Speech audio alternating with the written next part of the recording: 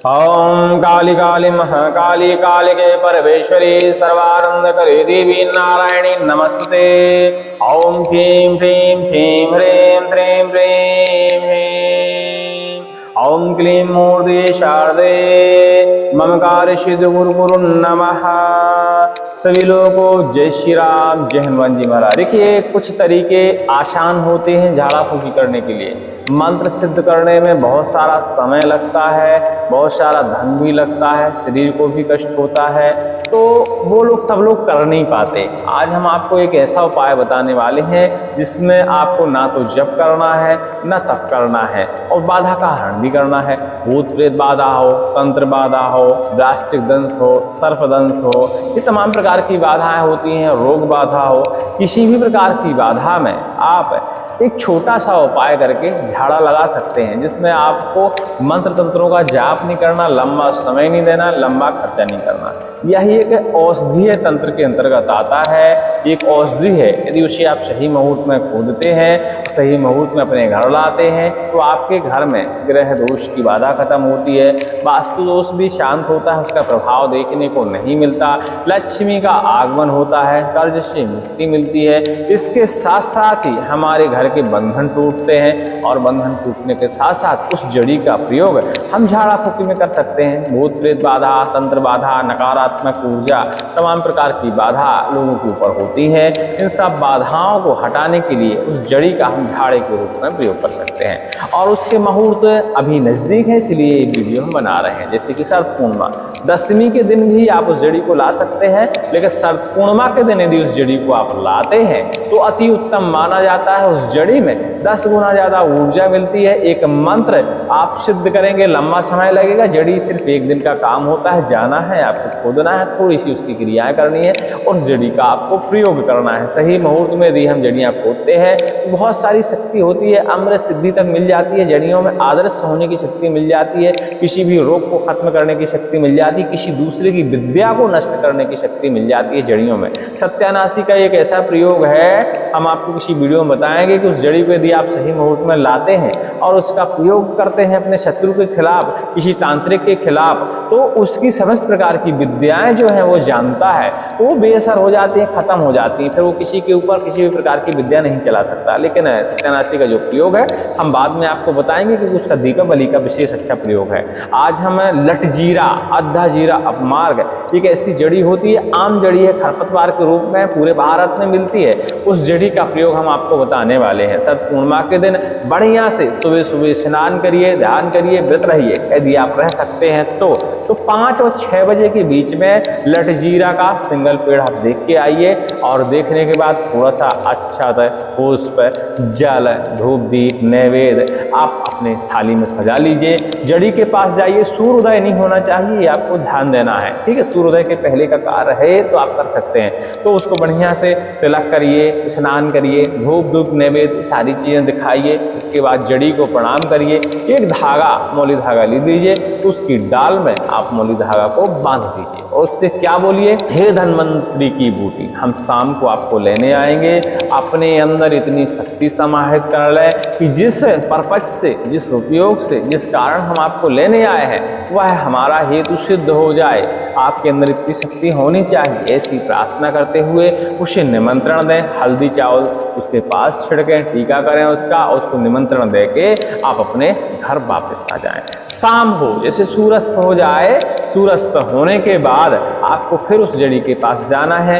फिर से आपको उसकी जड़ में 1 लोटा जल अर्पण करना है। लकड़ी का कोई औजार आपके पास होना चाहिए, लोहे के अस्त्र से आपको खुदाई नहीं करनी होती है, ठीक है। धूप दीप नैवेद्य, फल फलाहार, नारियल, ये सारी चीजें अर्पण करने के बाद धन्वंतरी महाराज से प्रार्थना करिए कि हे धन्वंतरी महाराज, आप इस बूटी में इतनी शक्ति डाल दें कि जिसको हम इस बूटी का स्पर्श करा दें उसके शरीर के समस्त प्रकार के विष समाप्त हो जाएं, उसके ऊपर किसी भी प्रकार की भूत प्रेत बाधा हो वो समाप्त हो जाए। या अपनी इच्छा अनुसार अपने शब्दों में आप धन्वंतरी महाराज से प्रार्थना करिए। लास्ट में कहिए, महाराज आपकी आज्ञा चाहते हैं इस जड़ी को लेने के लिए, क्योंकि आपकी आज्ञा के बिना जड़ी सिर्फ लकड़ी है, वो कार्य नहीं करेगी। आप हमें आदेश दें, आज्ञा दें महाराज, अपने शब्दों में प्रार्थना करते हुए, और इस जड़ी को हम अब ले जाना चाहते हैं। ठीक है, ऐसा प्रार्थना करते हुए जड़ी को अपने हाथ से पकड़ें, लकड़ी के औजार से खोदना शुरू करें और मंत्र पढ़ें। ओम ऐं ह्रीं क्लीं चामुंडाय विच्चे।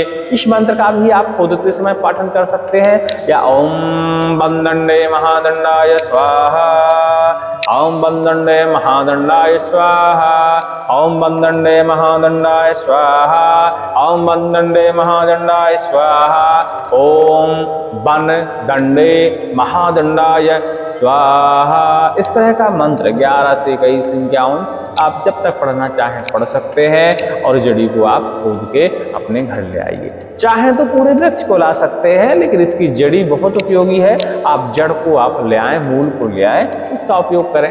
हर इसके पत्ते से लेके, डाली से लेके, फल से लेके हर चीज का औषधीय उपयोग है, लेकिन आप जड़ी ले आएं। जड़ी घर लाने के बाद अपने घर में पूजा स्थान में उसे बढ़िया से साफ करके सादा पानी से धुलकर, और एक बढ़िया से थाली के अंदर, प्लेट के अंदर उसको लाल कपड़ा बिछाकर उसके ऊपर आप रख दें। ठीक है, इसके बाद भगवान को प्रणाम करें, अपना आसन लगा लें, और आसन लगाने के बाद जड़ी को स्नान कराएं, गंगा जल से स्नान कराएं, दूध से स्नान कराएं, पंचामृत दही से स्नान कराएं, शहद से स्नान कराएं, फिर सादा जल से बढ़िया से उसको स्नान कराएं। एक भी मिट्टी, एक भी कचरा उस पर नहीं होना चाहिए।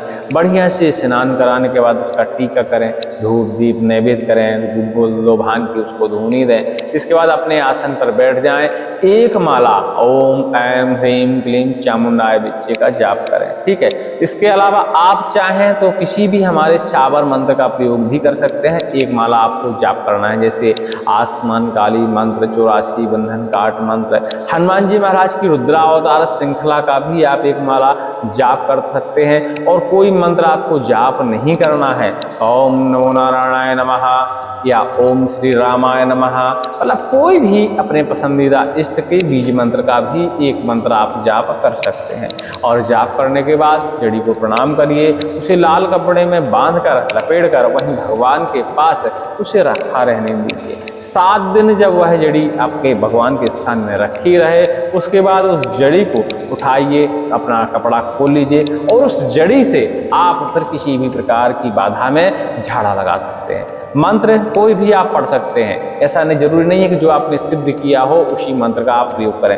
रुद्रावतार श्रृंखला में से हनुमान जी महाराज कोई भी मंत्र आप ले सकते हैं। हमारे चैनल पर जो भी शाबर मंत्र हैं उनको सिद्ध करने की आपको आवश्यकता नहीं पड़ेगी, वह मंत्र आप थोड़ा थोड़ा जप कर लीजिए, जैसे एक माला जप कर लीजिए, बस बहुत है। एक माला जप करने में 1 से 1.5 घंटे का समय लगता है भैया, परोपकार करने के लिए या अपनी बाधा हरण करने के लिए आप एक माला तो जप कर ही सकते हैं। तो हम जैसा कि हमने मंत्र बताया, इन मंत्रों का आप पालन कर सकते हैं। ठीक है, तो इन मंत्रों का किसी भी मंत्र का एक माला जप कर लीजिए। ठीक है, और एक माला जप करने के बाद थोड़ी सी आहुतियां दे दीजिए घी की 5 से 11, और इसी जड़ी को बढ़िया से धुआं दिखा दीजिए, और बस आप झाड़ा लगाइए। यदि किसी के ऊपर भूत प्रेत है, जड़ी को अपने हाथ में पकड़ लीजिए और बढ़िया से आप झाड़ा लगाना शुरू करिए। 5 से 11 बार झाड़ा लगाइए। सादा ओम का जाप करके भी, गायत्री मंत्र का जाप करके भी आप झाड़ा लगा सकते हैं। हमने बताया कि इस जड़ी में किसी भी मंत्र का आप प्रयोग कर सकते हैं, वो मंत्र आपने सिद्ध किया हो या ना किया हो कोई फर्क नहीं पड़ता, लेकिन जिस मंत्र से भी आपको झाड़ा लगाना हो भैया,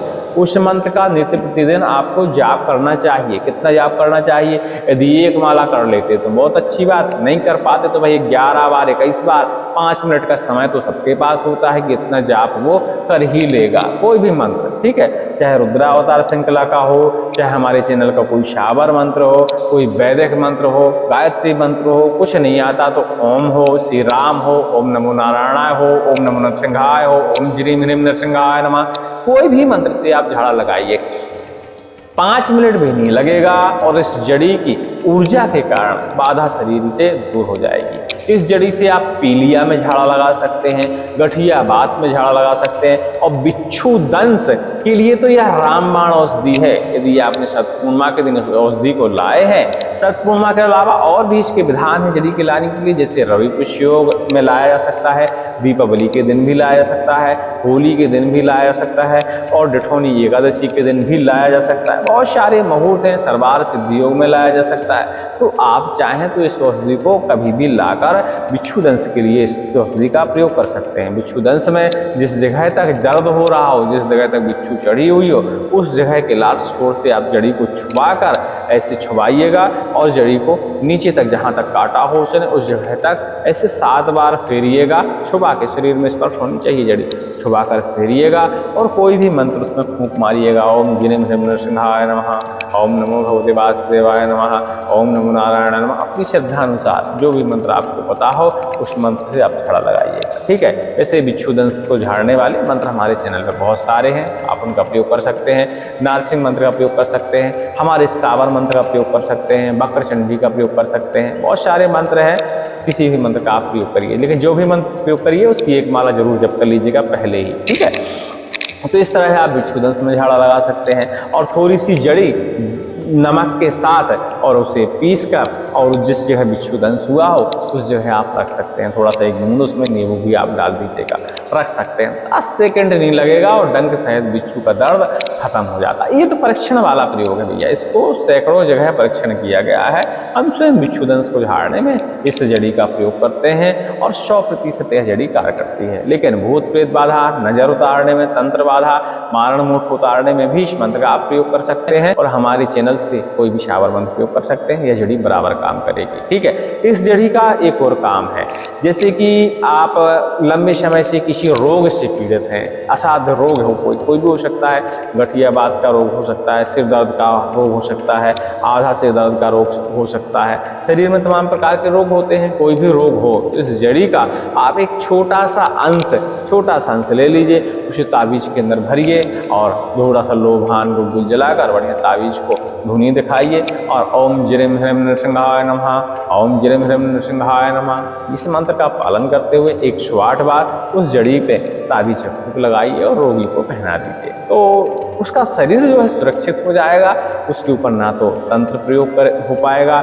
ना ही किसी प्रकार का टोना लग पाएगा, ना ही नजर लगेगी और ना ही बुरी शक्तियाँ उसके ऊपर प्रभाव दिखाएंगी। अब जो मंत्र हमने बताया जरूर नहीं है इसी का पाठन आप करें, हमने बताया इस जड़ी में आप अपनी श्रद्धा अनुसार, अनुभव के अनुसार कोई भी मंत्र जाप कर सकते हैं। किसी को कुछ नहीं आता, ओम ह्रीम रामाय नमः, ओम ह्रीम रामाय नमः, सिर्फ इतना पढ़ते हुए आप झाड़ा लगाइए और जड़ी का ताबीज बना के पहना दीजिए। रोग व्याधि उसकी और जल्दी ही दूर हो जाएगी, राष्ट्रिक दंश दूर हो जाएगा, भूत प्रेत शक्तियाँ दूर हो जाएंगी, नकारात्मक ऊर्जा दूर हो जाएगी। मतलब सबसे आसान, आज तक हमने जितने वीडियो आपको प्रेषित किए हैं उनमें सबसे आसान प्रयोग है और सबसे आसान विधि है भैया। इससे आसान और कुछ आपको नहीं मिलेगा।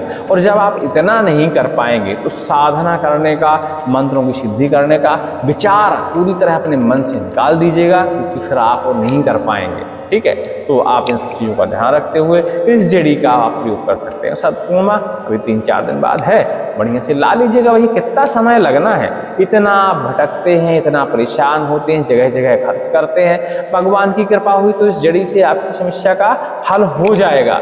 तो आप ध्यान देते हुए माँ भगवती के आशीर्वाद से, माँ भगवती से प्रार्थना करते हुए, धन्वंतरी जी से प्रार्थना करते हुए, भगवान नारायण से प्रार्थना करते हुए और बढ़िया से जड़ी को अपने घर लाइए। इस जड़ी का एक और काम है भैया, इस जड़ी को आप अपनी संचय स्थान में, जहाँ आप धन संचय करते हैं, ऐसी जगह इस जड़ी का आप लाल कपड़े में बंधन करके रख देते हैं तो वह स्थान कभी खाली नहीं होता।